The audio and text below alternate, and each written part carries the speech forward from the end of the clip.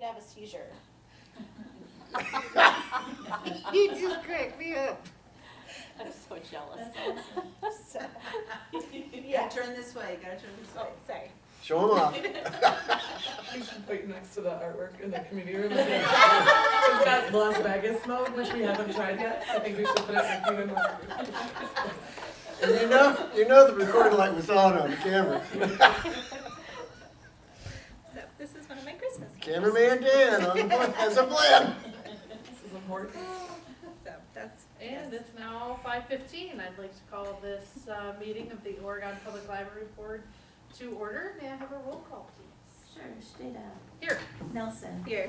Fashion, Here. Bergstrom, here, Bonsonville, Here. and Goffman and Reese. Thank you. Thank you, Laura. I would entertain a motion to adopt or amend the agenda. I'm going to adopt the agenda. Thank you. Is there a second? Thank you, Carly. All in favor? Aye. Aye. Opposed? All right, we have an agenda. Any community input this evening before we get an update from Beth? Great, thank you. I like your sweatshirt too. Welcome, Beth. Thank you. Thank you for joining us this evening. Thank you, thank you. Thanks for having me. The floor is yours. Alrighty, so in your packet you have my report. It's the same thing that I have in my hand except for one phrase, so. I won't go through the history, you can see the history. We continue to be cooking along for many years. 1983 we started, and I counted up, I've been president since 2007, which is kind of a shock. We've only had 3 presidents in the whole time. The other 2 have passed away, so I'm in good company. We were formed at the request of then Director Joan Wethel to form a fundraising committee to raise money for the summer reading program because there was no funds. And so that's in our bylaws. We raise money for the summer reading program. So, as you know from past history, we did have to fund a large portion of the previous buildings. When we made our last payment, we made it clear to the library board we were not doing that again. So clearly, because you guys did all the work for this building. Let's see. Several years ago, we decided rather than make it harder on the director to come and request funds for things, that we would just write a check at the beginning of the year and just say, here, you use it however you need it. Ask us for more when things come up. And so that's the way we've been doing it. So how we've been doing it is whatever proceeds from the book sales and any donations get turned over to the library in January in a check. And then other funds that come in, sometimes people will give us a memorial or a donation and ask it to be for a certain thing. But for the most part, it's just sort of general. So then we just hang on to that until they say, hey, we've got this cool idea, and we go, here you go. You know, so we have such a tiny operating expense now that we don't have to rent the storage locker off-site. So we have, you know, a few postage stamps and an occasional something, you know, so we have basically 0 expenses. So whatever comes in gets back to the library. We just kind of hang on to it. We're a 501(c), which comes in handy when people need that for tax purposes. And so we keep that up annually, maintain those things. We currently have 110 members. 10 of those are life members. We haven't really added any life members for many years. We added 32 members this year alone. It's the same, how many more people have gotten library cards, how many more people have come in and, you know, 32 new members this year since January. So that's awesome. And actually, some of them actually come to our monthly meetings, which is, we're very careful not to scare them, so they keep with us. We have roughly 8 meetings a year. We don't always need to have a meeting, so we'll be like, yeah, we'll cancel it. All during COVID, we had email meetings. So we had minutes, we had motions, we did the same things, we just did it in email, and it was ponderous, but it worked. So we didn't start meeting in person again until January when we could meet in this room, because we had no ability to meet in the old library since COVID. So let's see here. We've not changed our membership costs. It costs only $5 for an adult. to join, or 10 for a family, we're content with that. You know, we want people to join. We don't want, you know, it is a fundraiser. We were using it as, okay, that's going to cover our office expenses. Now we have very little, so. We had 2 very successful book sales this year. A lot of it, I think, was curiosity. Ooh, the new library. Ooh, let's see how things go. But we significantly raised more money in these 2 sales than we have in all the previous ones. So I've been collecting data 28 years, so 2 sales for 28 years. And we had record-breaking years this year, so we'll see how that goes. Which is a good thing, because we used to bring in upwards of $3,000 a year just from bills, from saving your receipts and getting, you know, a tiny bit, and boy, that added up. And when they when they sold, we lost that. And so we've been able to maintain the same roughly check that we give in January, even without bills, because of the book sales. Oh, wow, So, thank you. We have a few people who every year send us a check in December, you know, just a nice, like every year, you kind of wait for a couple of people's checks, and some of them are going up, which is so lovely. You know, and we get memorials on occasion, we get matching funds, but we don't really do too much to push for that. It's, you know, we're always thankful. We send a thank you note immediately, but, you know, it's just kind of serendipitous when it arrives. Let's see. This year, the check that we gave to the library in January was $6,600. That was what we call the summer reading program check. And then we gave another $7,500 because the staff wanted to buy lots of fun swag and stuff for the opening. So we kind of double dipped this year. We're on target to probably donate a little over $7,000 this January. So we're pleased about that, because really that's what we do, is, you know, is just bring in the money for the book sales and just turn it over, you know. So we've started some interesting collaboration things, which I thought you'd be interested in this. It started, Fitchburg Friends of the Library had this idea. They were looking for ideas to make things go better for their goals. So there's about 20 Friends of the Library groups, and we are calling ourselves a consortium. It was just supposed to be Dane County, but we have some from Greene County, and Janesville has also been joining us, so Rock County. And it's been, we've had 3 meetings. The last one was here. Everyone was dying to get into this building, so they were thrilled to come, and Jennifer gave everyone a really quick tour so we could get our meeting done. But the goal was to kind of just share ideas, and you know, it was really great to just kind of share from each other. Probably one of the best things that I came away with that is I'm really glad that we are organized the way we are, because rather than have a budget that we're killing ourselves to try to meet, we try to raise a certain amount of money. But I mean, you can't make people buy books at the book sale, right? And we're, you know, and again, the goal is to fund the summer reading program. Everything else is gravy. So many of the other Friends of the Library groups have like $25,000 budgets, $20,000 budgets, just big budgets. And so I'm feeling very thankful that and to be honest, it's quite complex. You know, so they spend all their time trying to gain members and gain fundraising and gain contacts so they can continue, and we're like, we sell books, you know, and it works for us, and so we're thrilled. And to be honest, you know, we've talked about this in our group. You know, pretty much the group as it stands is not interested in killing ourselves for anything else. They're pretty much like, yep, this is what our threshold is, and this is where we're going to stay, so we're good about that.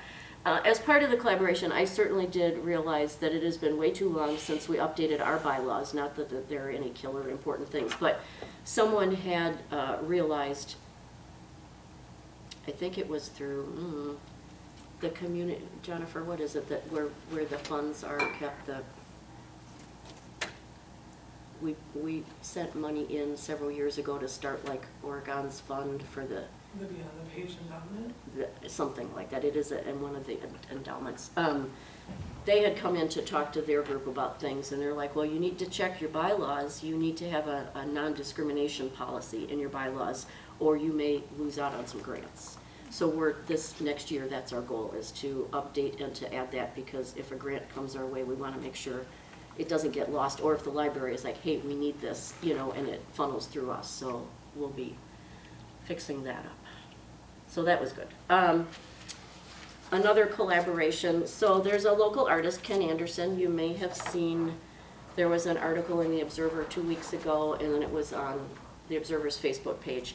He's a painter, and he used to work at the post office, if anyone remembers him. He likes to do this. He's done this for other things as well. He does some historic paintings. So he did a painting, obviously, of the old library and the new, and he donated this to us. So we've signed a contract. He's turned over all the rights to us. So he's going to, we're selling limited editions of it. So he's printed 10 out of 100 so far. So I got number 1.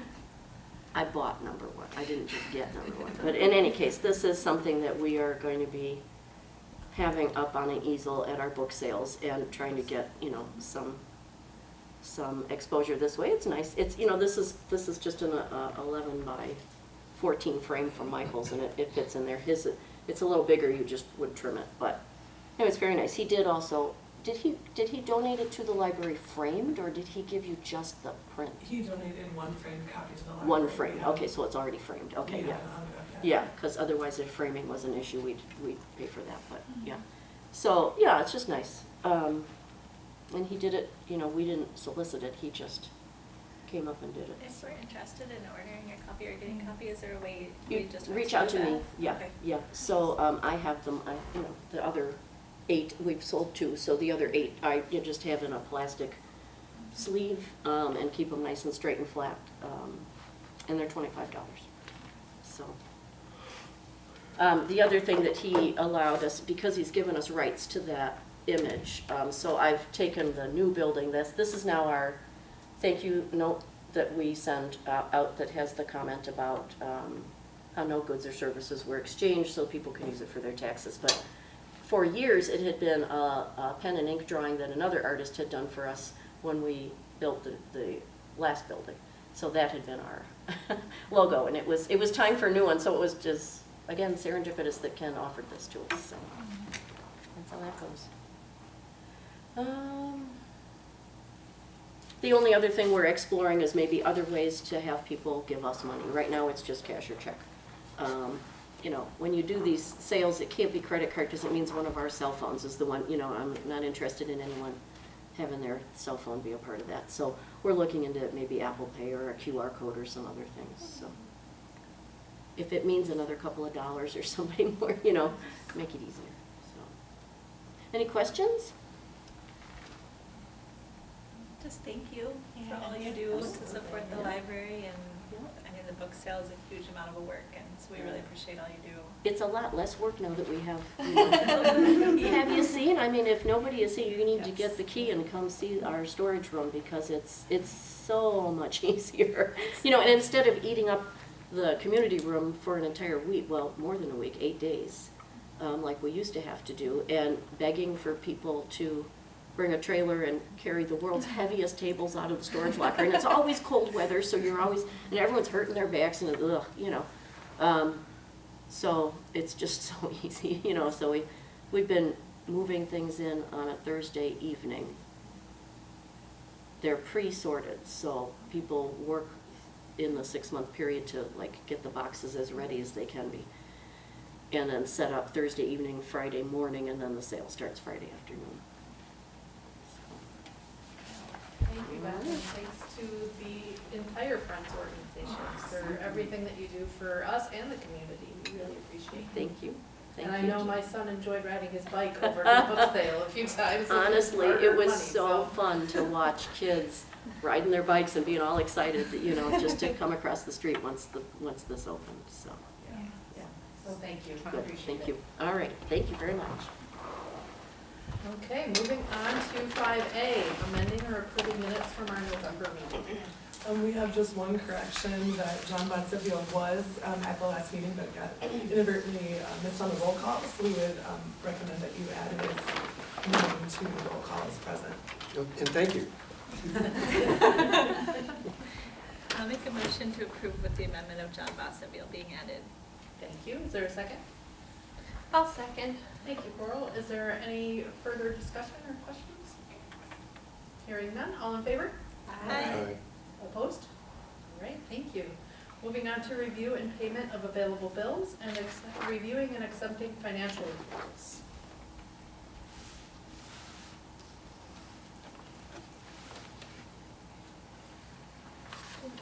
First, do you want to go through things first? Do you need the motion first? It's usually. Yeah, could I have a motion to review and pay bills and accept financial reports, please? So moved. Thank you. Is there a second? Thank I'll- you, Carly. She's waving. Silent. Just a silent seconder. Yeah. Anything you would like to point out, Jennifer? Looking for anything that stands out, I don't see too much. If you have any questions, I'm happy to answer. The elevator is the annual preventative maintenance contract for the elevator. So you're starting to see some of our annual building expenses on these bills.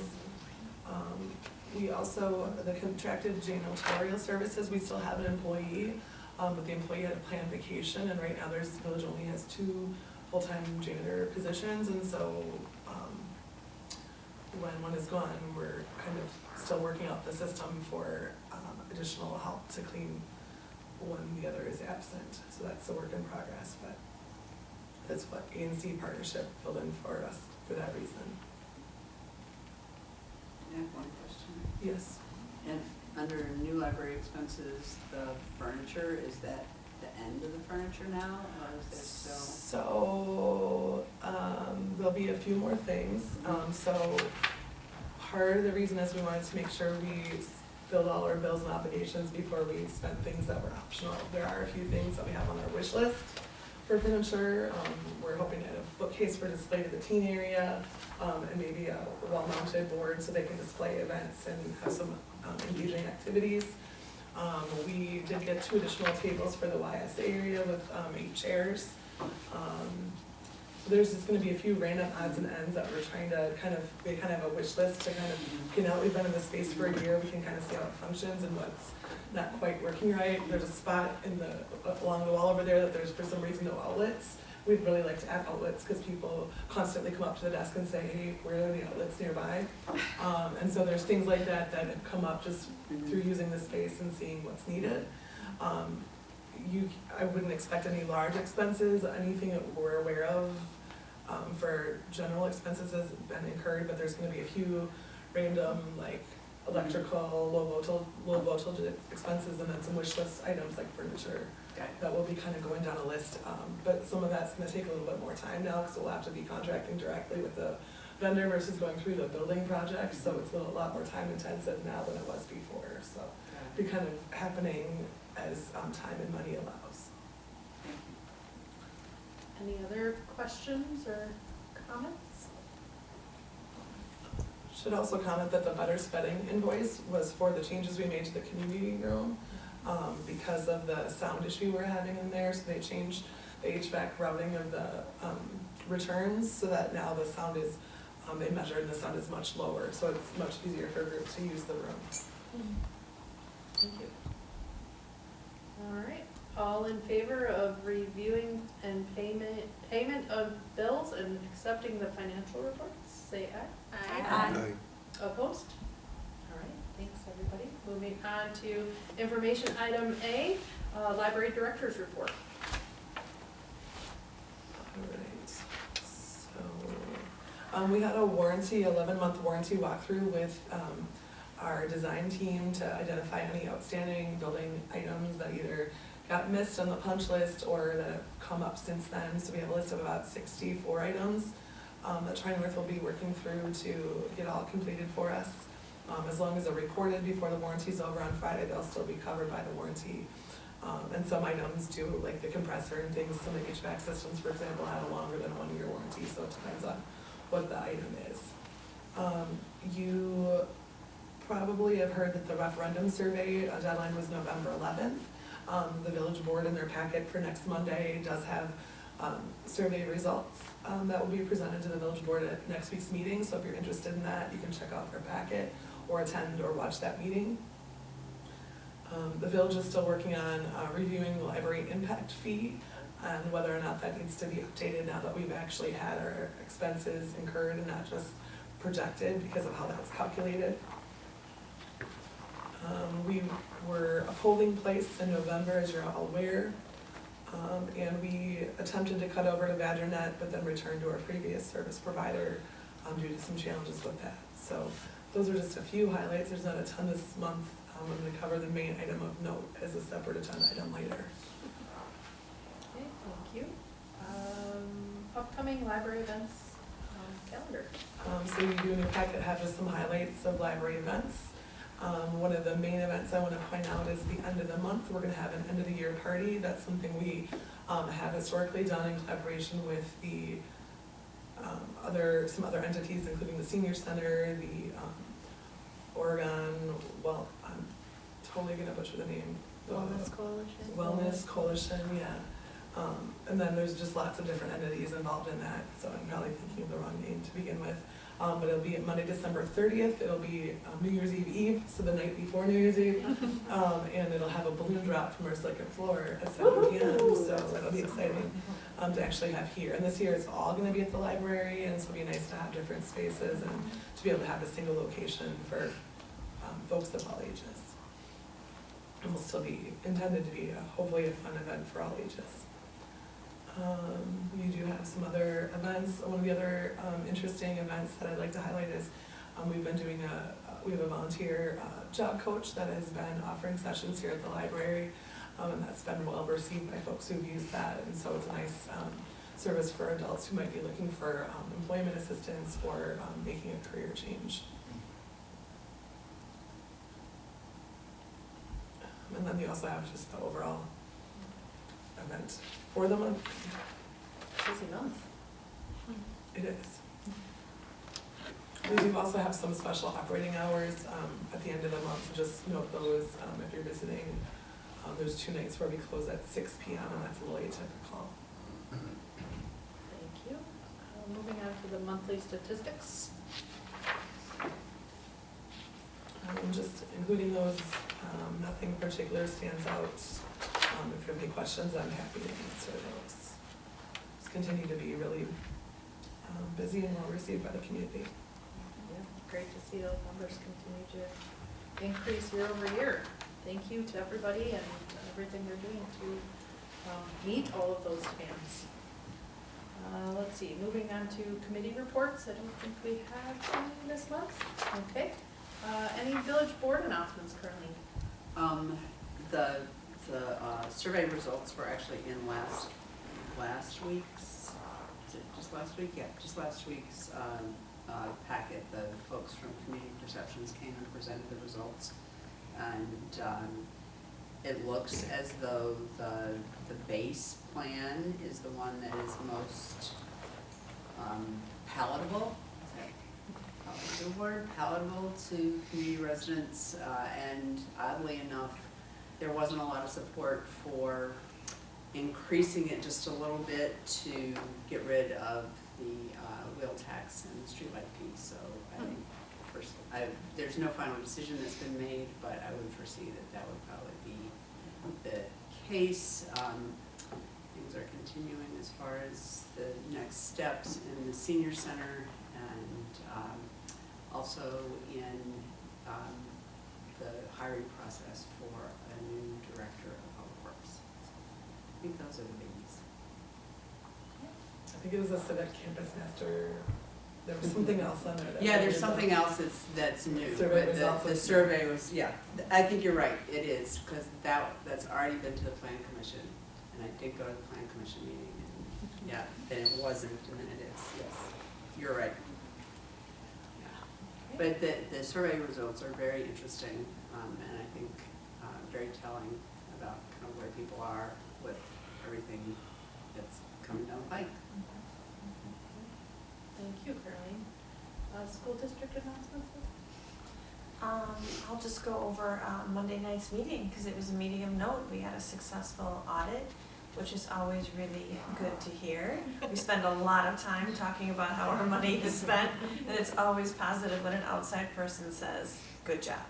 So we really enjoy that. And we also spoke about our state report cards, which we all know are not the be-all and end-all of what makes a school district a good one for children. But we had a lot to celebrate. Everybody met or exceeded expectations. Brooklyn significantly exceeded, and that was really fun to see. And the high school had the second highest report card score in the county, so good for them. They worked really hard. Wonderful, thank you. Can I just add something? Yes. And this is something that affects the village and the school district. This is a budget year. And the last session, I think it's a virtual session in the governor's listening sessions about what's important is next week. And I can make sure that I send that so that it gets added to the, I think it's the 14th. So if you have strong feelings about education and shared revenue for municipalities, which we're, both very cognizant of, it'd be a good time to go to the listening session and let the governor know what your thoughts are. Thank you. Moving on to the clean energy incentive payment for the library's geothermal. So this isn't an action item, this is just a chance to celebrate good news, which we don't get to do as often as, we would all like. So to take you back to 2022, we were making some difficult decisions about what to prioritize and include in the library to make sure we were best utilizing the available funds. And part of that exercise, we went back to the village board and they contributed an additional $600,000 to support the extra cost of geothermal and to allow us to have $150,000 worth of solar panels in this library. So we were really grateful for their support, and that's how we ended up with the solar and the geothermal that we have today, which has really made an impact on our operations and is just a good forward-thinking way to operate a building sustainably. However, it's great to be able to report that we were able to apply for an IRS incentive through the Inflation Reduction Act that was passed in 2022. And back when when we went out to bid, we had incorporated the possibility of this funding in the MOU, but they didn't know what their guidelines would be even when they passed it, and it took them the better part of 2023 to have those guidelines in place. So even when the funding was approved, we didn't know exactly what that would mean for us. What it actually ended up meaning is that we just got a refund of $489,807.82 for the village, so that's almost $500,000, which is incredible. That's amazing. So that fund check was issued for the bulk of that with a small amount deducted because of a misapplied payment that they're dealing with on their end. But that's going into the Village's Civic Campus Fund and will be available. So it's just really exciting that of that $600,000, almost $500,000 has been offset, and so that was a good investment for the village because almost the majority of those dollars have already come back. In addition, we are working on filing for next year for our solar panels, so we'll get an additional refund next year for the solar panels, and then the village has an electric vehicle that we'll get a refund for next year as well. So there'll be an additional check in addition to that will further offset that $600,000. So when they kind of went out on a limb and made an extra contribution to us, that was really important, not just to have those sustainable features in the library, but also because we were able to recover a lot of those funds, which is incredible. Fortunately, we're one of the first entities along with the school district in the county and around anywhere nearby that have gotten their refund checks, which is exciting to be able to have in hand. A lot of folks are eagerly waiting. So just want you to be aware that we're going to be going to the village board with a similar memo on Monday night to share that news with them so that they realize that we appreciate that investment, and it's clear to the public that we've gotten that refund for the library geothermal. Do you have any questions for me? I should also point out that the cost that we had to hire the consultant to help with the portions of the filing they did is offset. It has been reimbursed to the library from the refunded amount to cover that fee. Thank you, Jennifer, and everyone who contributed to filing that, and congratulations for all your Yes. hard work on that. That's great news. Any other comments or questions? It's amazing. Truly is wonderful. Moving on to the Dane County Library Service Agreement. This is an annual agreement that we, library boards in Dane County are asked to enter into with the county. And basically it says that we will provide the same services that we would provide to a village resident, to any Dane County resident that lives outside of the village, which we would do anyway. And then in exchange for doing that, the county will provide some reimbursement, to help offset some of our operating costs.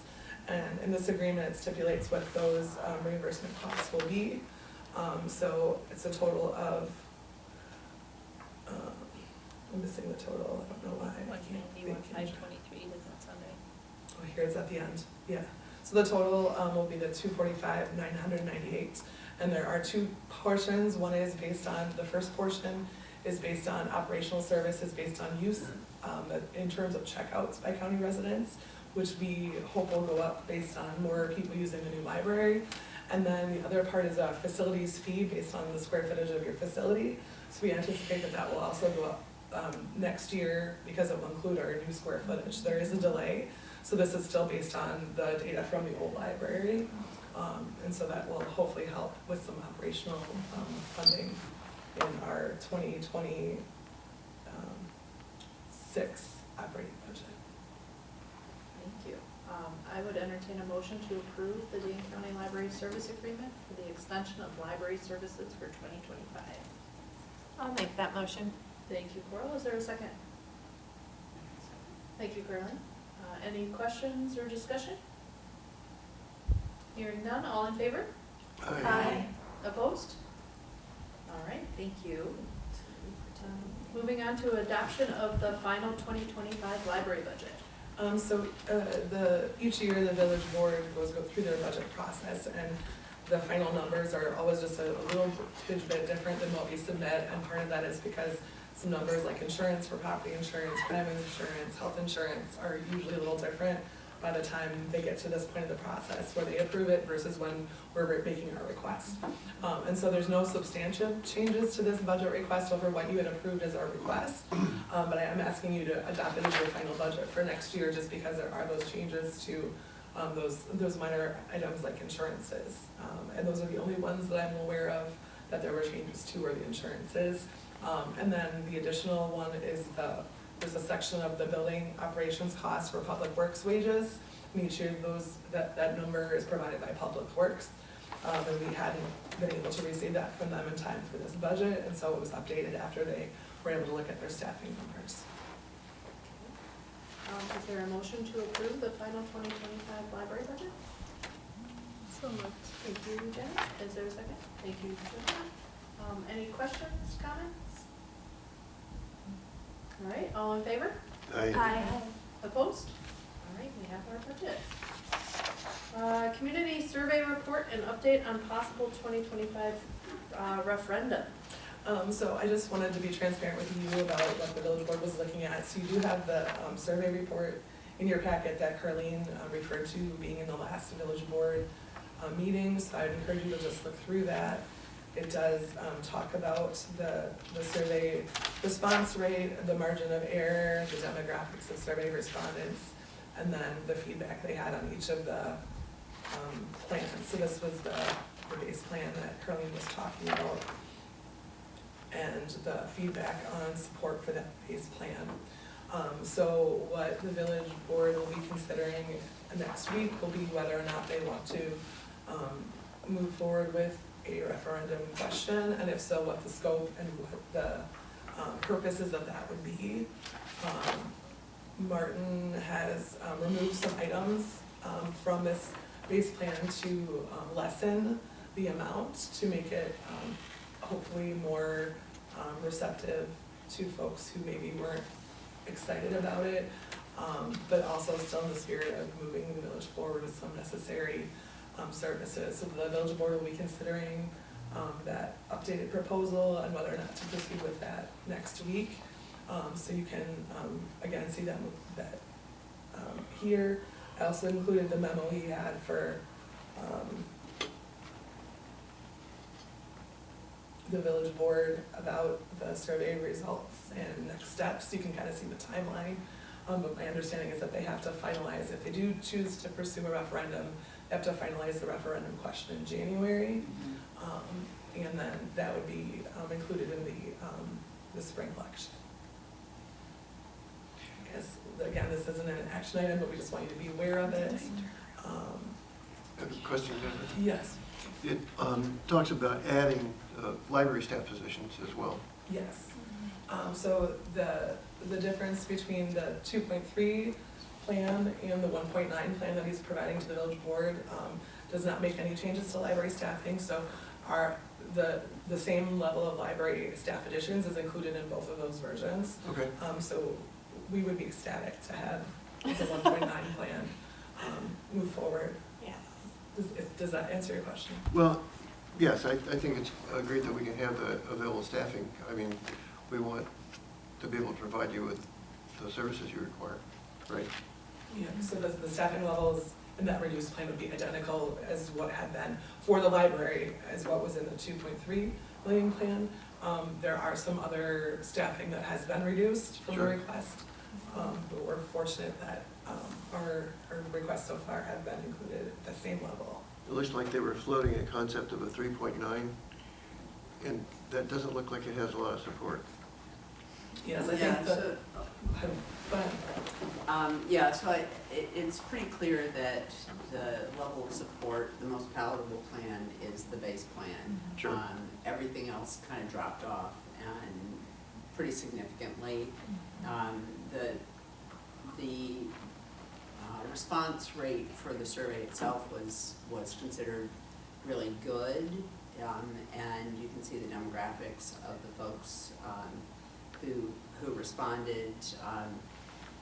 I think that, at least from my perspective, and I certainly do not speak for the whole board, that the big thing is the communication about what anytime, and you know this for sure from the school district point of view, anytime you're asking people to pass a referendum, the onus is on those of us who are on the board and other people to really make the case for why this is necessary. And, I don't know anybody who doesn't want the services that are being offered by the village. Right. And so it really will be a communications, there will be a strong communications effort, assuming that we do move forward with this, because otherwise it is talking about cutting services. I mean, that's pure and simple. You can't provide services that you can't pay for. Exactly. And so, I strongly encourage you to really read this information, in particular the memo that follows it. Let's see, starting on page 61 of our packet, that really goes into why we are asking village residents to approve a referendum, and I say it in every opportunity I get. This really comes down to the legislature not prioritizing shared revenue and not fixing a formula that is 19 years old, the last time it has been revised. They put a Band-Aid on a problem last year, but they put all kinds of strings on that Band-Aid that are not particularly palatable. And yeah, I could go down this rabbit hole, but it's certainly the case for municipalities. We're not the only one that's going to referendum or has gone to referendum, very much like school districts. And, Right. What were there, how many, 100? 103, I think. Yeah, and in November. And Okay. that's for the year. There's over like 168 or so school referendums. So, the system is broken, and municipalities, school districts are paying for it. To elaborate on the communications piece a little bit too, our number of positions for the library has kind of confused people because it's part-time positions. And so sometimes people just look at the number and think we're adding a lot more positions that are really included here. So it's less than 2 FTE, so I just want to point that out. So that's the equivalent of less than 2 full-time positions that is being included for the library. That's important to note. A lot of those positions are part-time, so like one of the positions is a page position, which works 10 hours a week.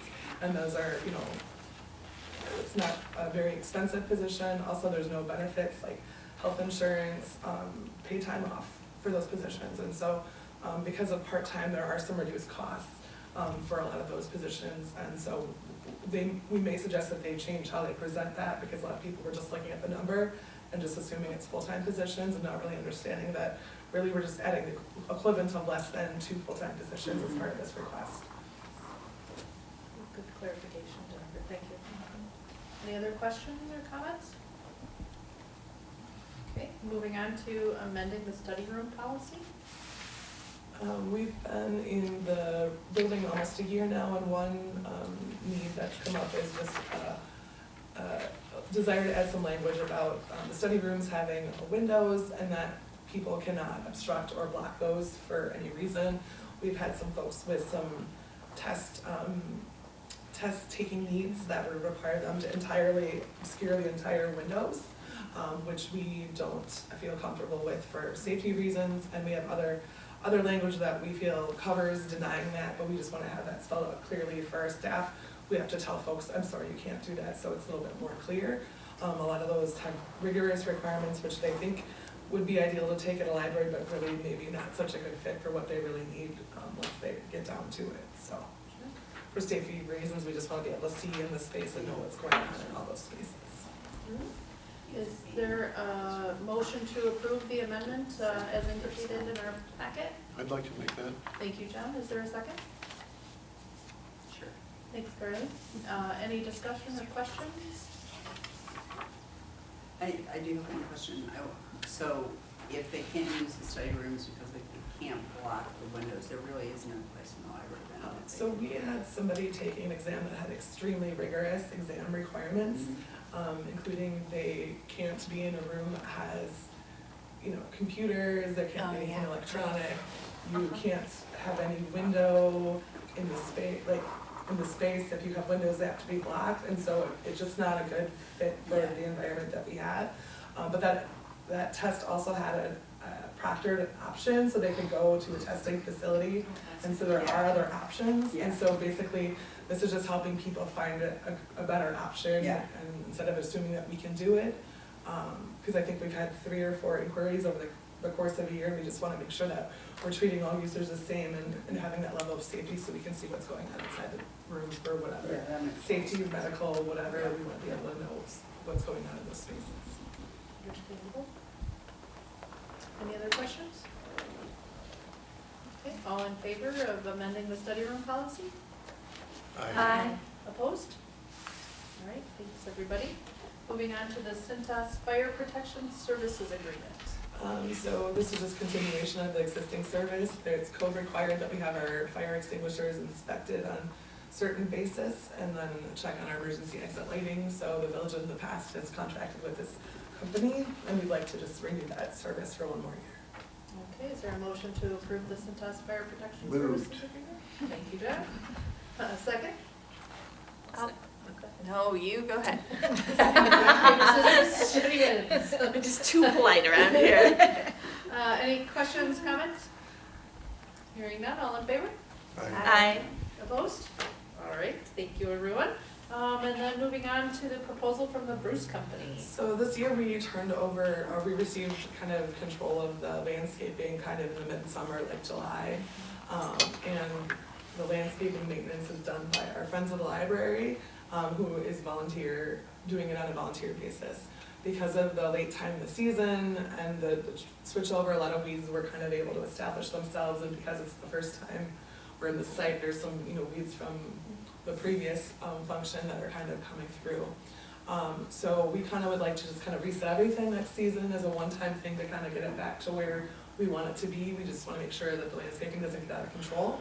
So this proposal is a one-time proposal to have Bruce Company do some of the refresh the mulch, do some turf maintenance, because the grass didn't really come in the way we want. And they'll continue to do warranty things on that, but just kind of next year to kind of reset everything and just make sure it's established to the level we want. And then moving forward, there will be options with the new Public Works Parks manager, maybe able to help with some things, you know, potentially future parks positions, maybe able to help more with some of the mulch maintenance, but generally just wanting to do a one-time refresh to be able to make sure we're setting ourselves up for success with those volunteers moving forward. Great, is there a motion to approve the Bruce Company proposal for 2025? I'll make that motion. Thank you, Coral, is there a second? I can second that. Thank you, Leslie. Any questions or comments, discussion?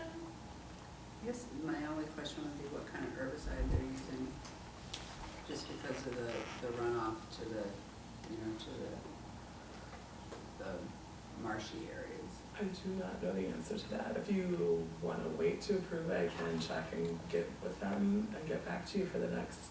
No, I'm next meeting. fine. I guess I would just encourage you to just say, you know, be aware that we've got this